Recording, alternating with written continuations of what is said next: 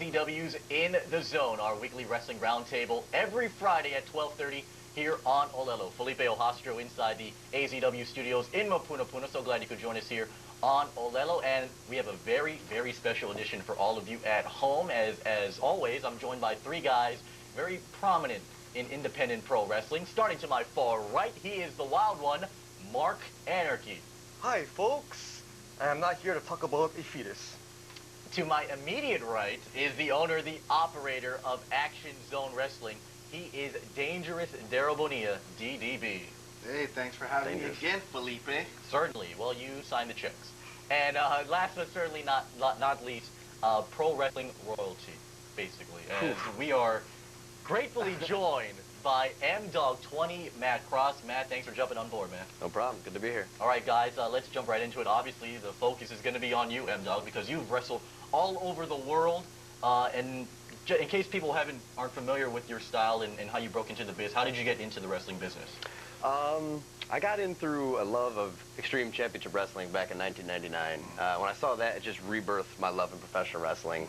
Like, the stuff the guys that were doing just forever revolutionized wrestling to me and just defined hardcore wrestling. Guys like RVD, Jerry Lynn, Mike Awesome, Masato Tanaka, crashing through tables, jumping off balconies, just going crazy.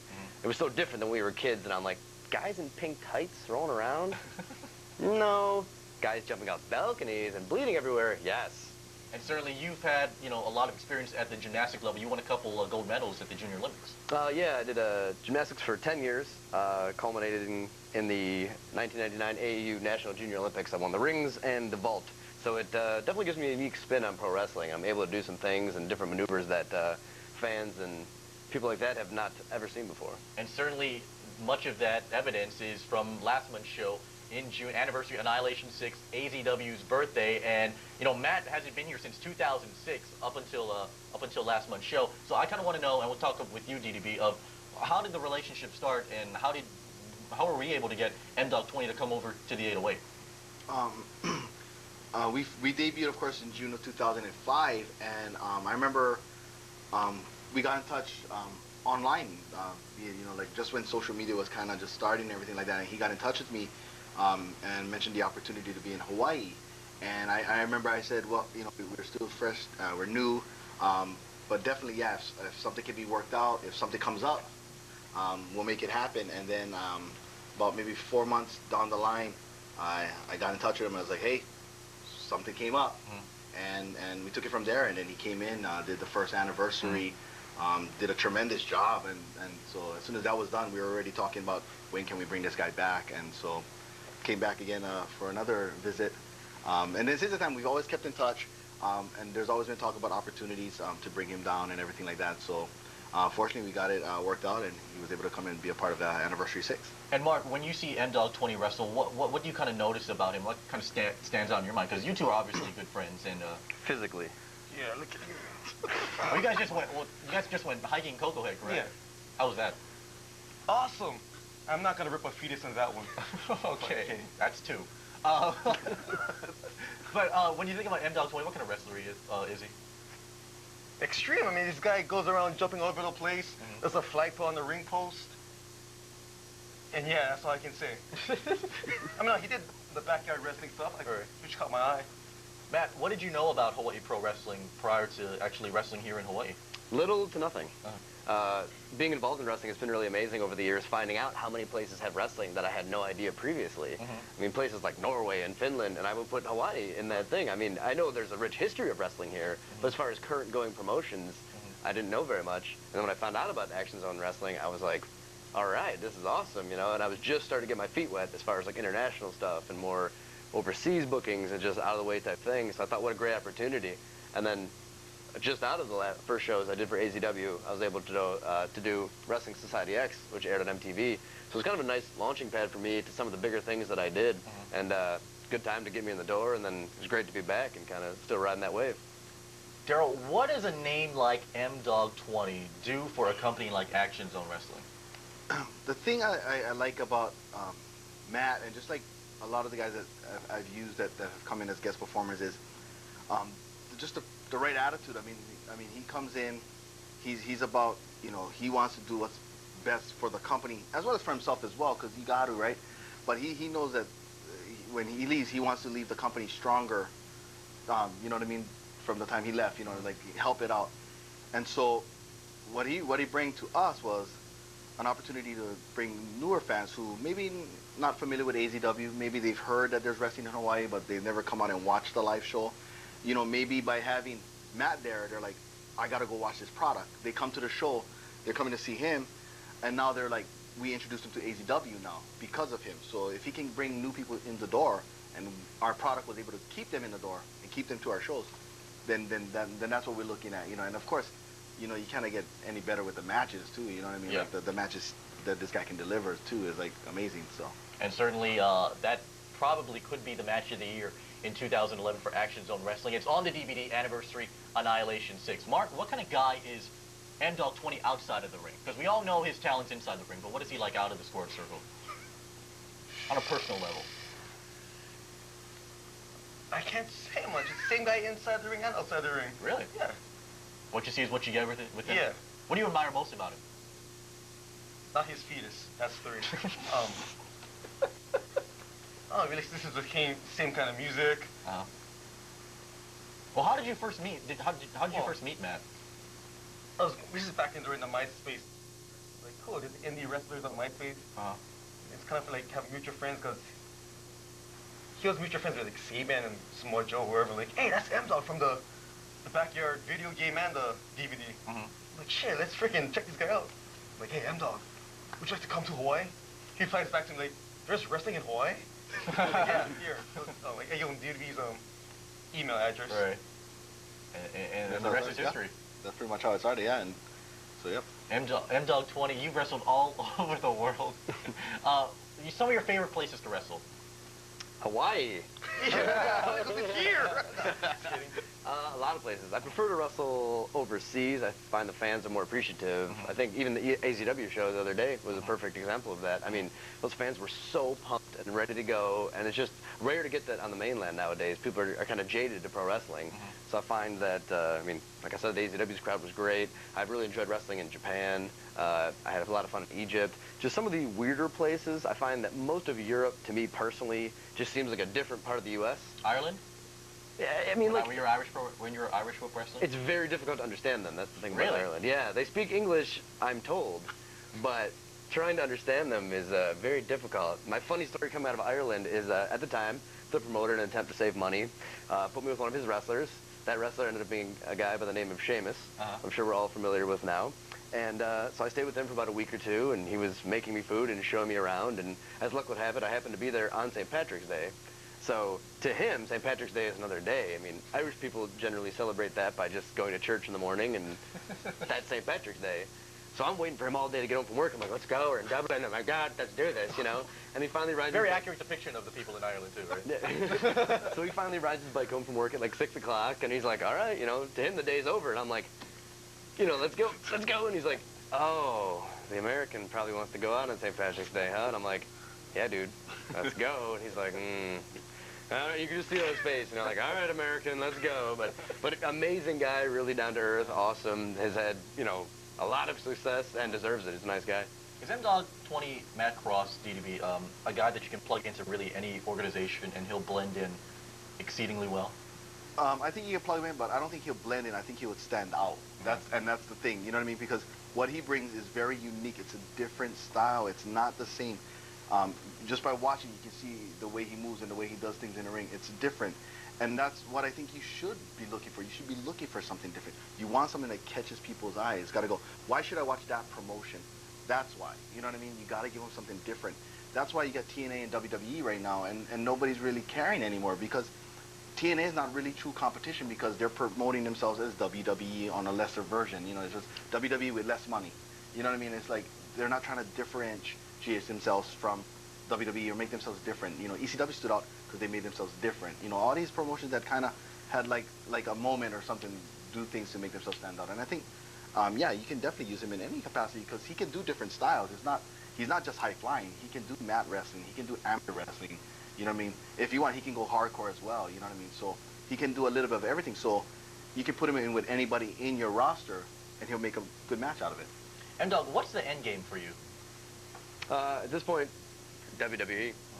It's pretty much WWE or bust. I feel like I've accomplished most, if not all, that I can as far as independent wrestling goes. I mean, to be able to go to 16 or 17 countries now on the independent level is pretty much unheard of. So at this point, the next logical step, more or less, is the WWE. So I'd like to get my foot in the door and do that on a full-time basis. And certainly for all of you at home, and you're probably on pins and needles wondering if we're going to get to the obvious subject, and if MDOGG20 Matt Cross looks familiar, he certainly does. It's because he was on the USA's hit show, WWE Tough Enough. And certainly he got eliminated, if you follow the show, in episode 2. And Mark, mistake by the WWE of letting one slip through the cracks? Yes and no. I mean, yes, because, you know, he's better than most of half the roster on there. Mm-hmm. Too bad he didn't say Alicia Fox and Melina on the show. Maybe he could have passed it. It is one of my favorite matches.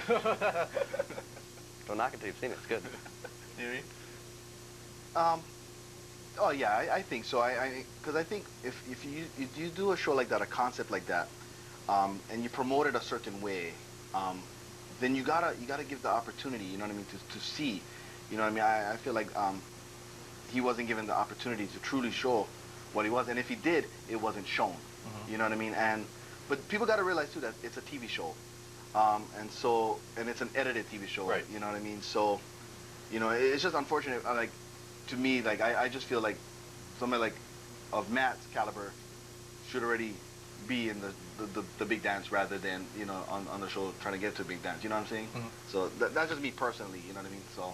I know, Matt, that you can't touch up too much on the show, but what did that do for your career, I guess, being on WWE Tough Enough? I think it ignited a fire underneath me, one that wasn't there before. I think they did let an amazing talent slip through their fingers, and it just motivated me to show them and show the world that they were wrong. Mm-hmm. So really, I approach every match, every weekend, every trip with this new power, you know, behind me. That's let me show these guys what they passed up. Let me show them what they missed, and hopefully eventually get there on a full-time basis and be able to entertain a worldwide audience. And you're still on the radar of the WWE. I mean, I understand how you couldn't. Oh yeah, because you know Vince McMahon watches Action Zone Wrestling. Certainly, yeah. Olelo on demand every time. He has somebody that just sits there at the computer and watches AZW. Yeah. John Laurinaitis. Maybe. Did they get it right with Andy winning the competition in your eyes? Well, I mean, it all depends on what they do with it. It's like, seemed like with what went down last month with CM Punk. You know, he comes out with this amazing promo, work, shoot, whatever. And I always say if it's on TV, it's a work. Or whatever it is, but whatever it was amazing. It's a moment. But the thing with WWE is, are they going to capitalize on it? So same with, okay, they want to crown Andy. Okay, now it's like, okay, now what are you going to do with this kid? You know what I mean? Is it just going to be one thing, okay, he won Tough Enough, now we're going to forget about him. We're going to send him to developmental for another 8 months and nobody sees this kid, and then we're going to bring him back, and then we're going to hope that people remember that he won Tough Enough. You know what I mean? So it's just a matter of what they do with it is the thing. Because if that's who they wanted, then you got to hope that they have something in mind. Otherwise, it's just a waste of time. Matt, a lot of your fans on the internet were pretty upset with your elimination on episode 2 of Tough Enough. I mean, how do you describe it?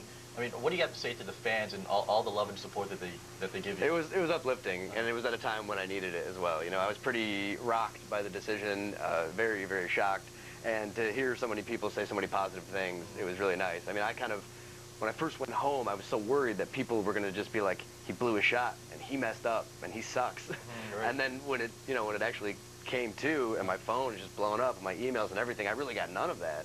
And it was all just positive feedback for me, and people being like, you have this, you can do it. And it was like really uplifting because I believe I can do it. And then to have that C behind me, I was like, all right, here we go, let's do this.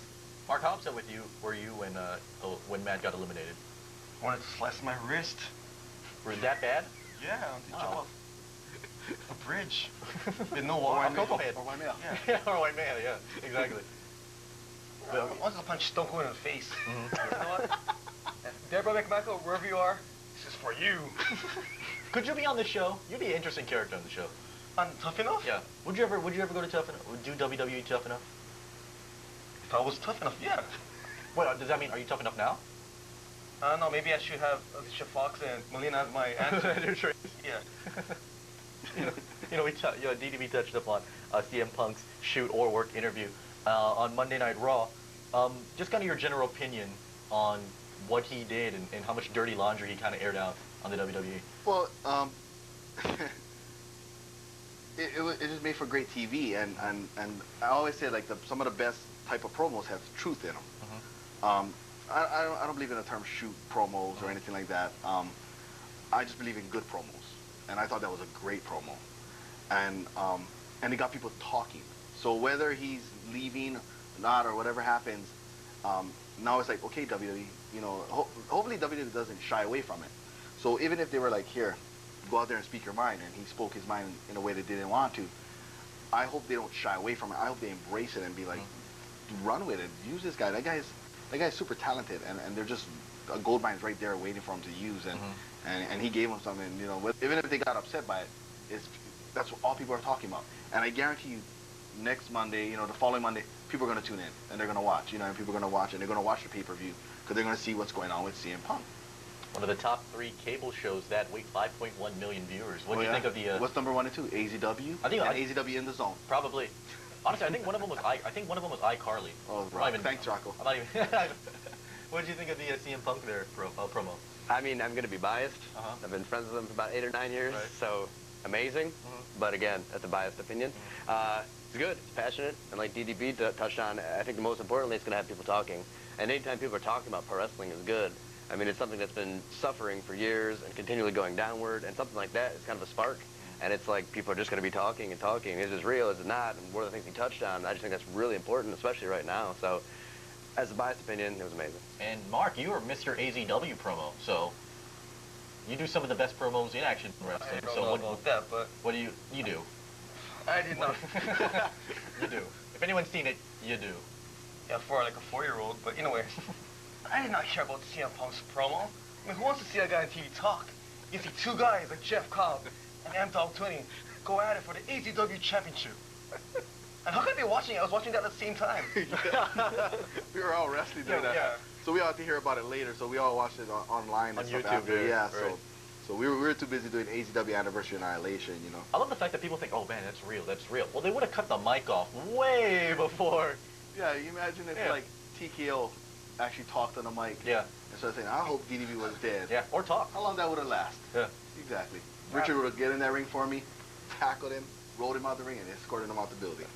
Mark mentioned Anniversary Annihilation back in June, you know, our birthday, and in the main event, it was MDOGG20 Matt Cross against Mr. Athletic Jeff Cobb, the current AZW heavyweight champion. And Matt, I got to ask you, I mean, how was that match for you, and what kind of guy, or how was it like working with Mr. Athletic in the ring?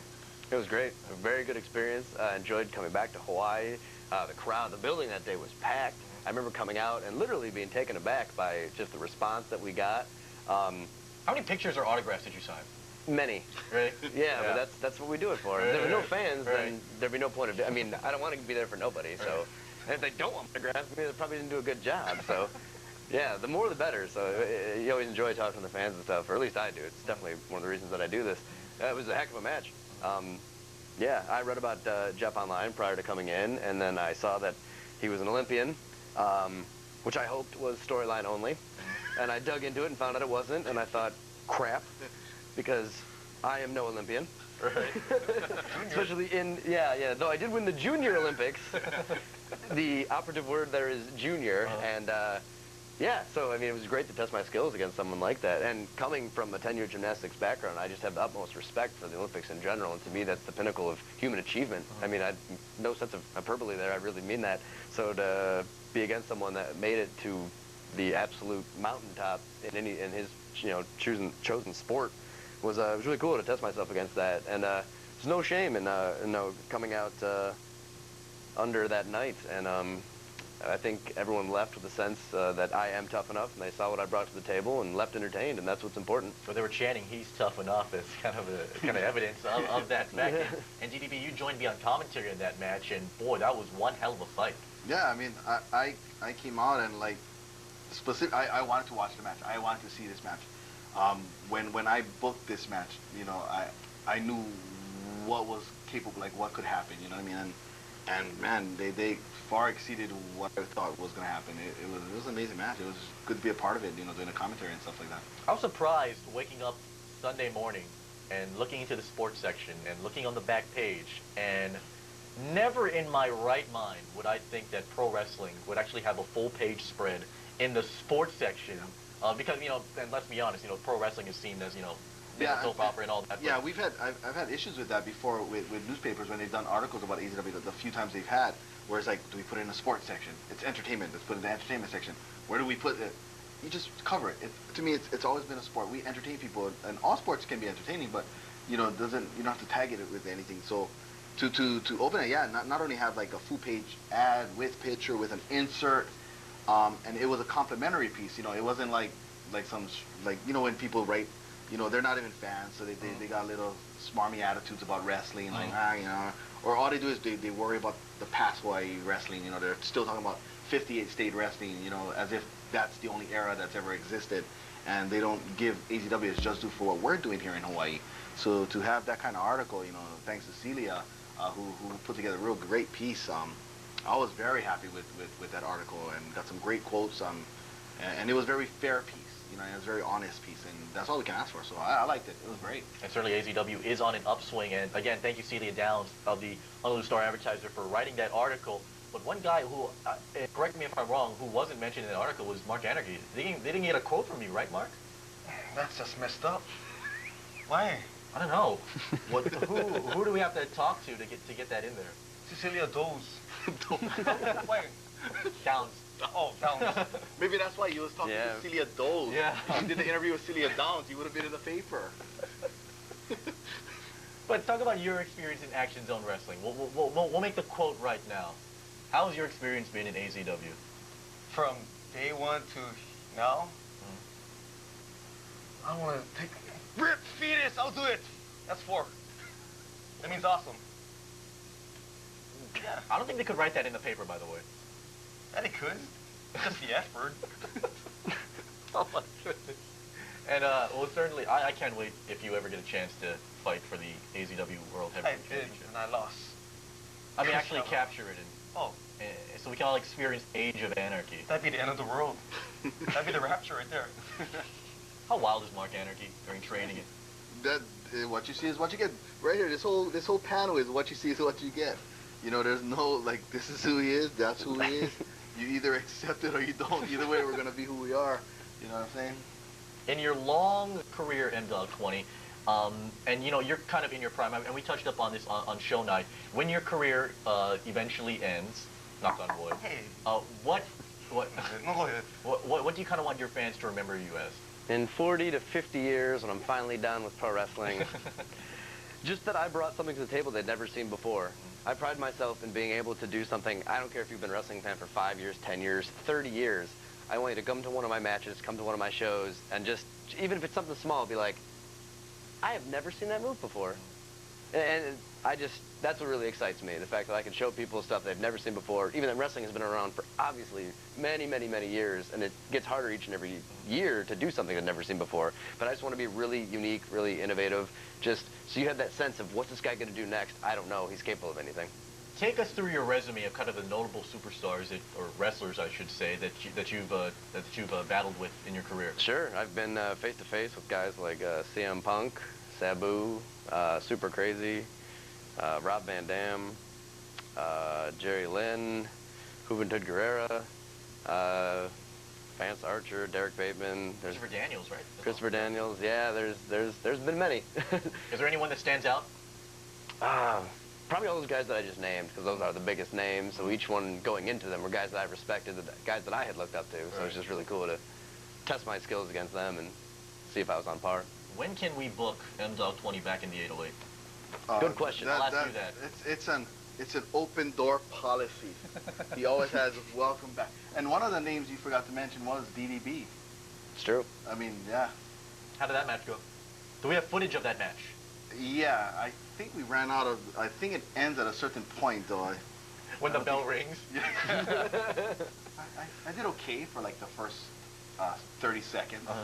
Then I was like, okay, I know my. That's place. Before the initial bell had rung. Yeah. No, I mean, no, like that was another thing. Like being actually in the ring with this guy was yeah. So it was crazy. Can I make a suggestion of trying to book these two in a match together? These two? Yeah. They teamed up, right? But you guys never. Yeah. It could happen. It could happen. How great of a story would that be for you to team up with MDOGG20 and you face the 3-time AZW Tag Team Champions, the Polynesian Power Trip, Ati Balu and Kaimana? Oh, we beat them. Screw me being tag teams with Jeff Cobb, Pineapple Express. Who the hell is that? But yeah, me and this guy versus PPT, why not? That'd be a great. Or me against him. Heck, I ain't going through the table this time. What are you going to remember from the Anniversary Annihilation experience as you head off back into the continent? There's so many memories. I mean, as far as the show goes, I'm going to remember the fans chanting, "This is awesome." That's something that sticks with you. I mean, when you're in that moment and you want to almost join in, and you're like, yeah, I know, it is awesome. Like, you guys have no idea. Like, I'm looking at all of you. I have the best vantage point. Like, let me tell you, it is. And you know, and just really fighting for it. So that's a great memory.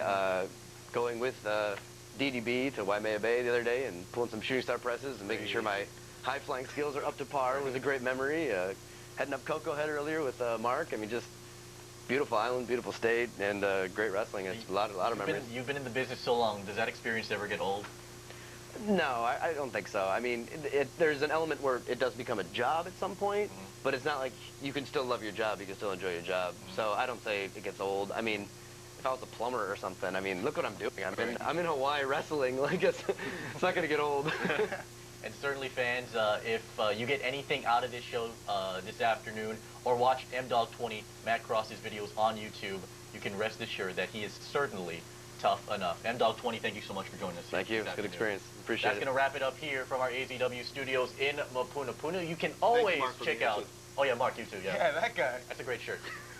You can always check out previous AZW clips. Just log on to Olelo On Demand. Just log on to your computer, olelo.org. You can check out all the great Action Zone wrestling action. So, for Mark Anarchy, the boss, DDB, and of course, MDOGG20, Matt Cross, Felipe Ojastro saying so long from our AZW studios here in Mapunapuna. We'll see you next week, Fridays, 12:30 in the Zone.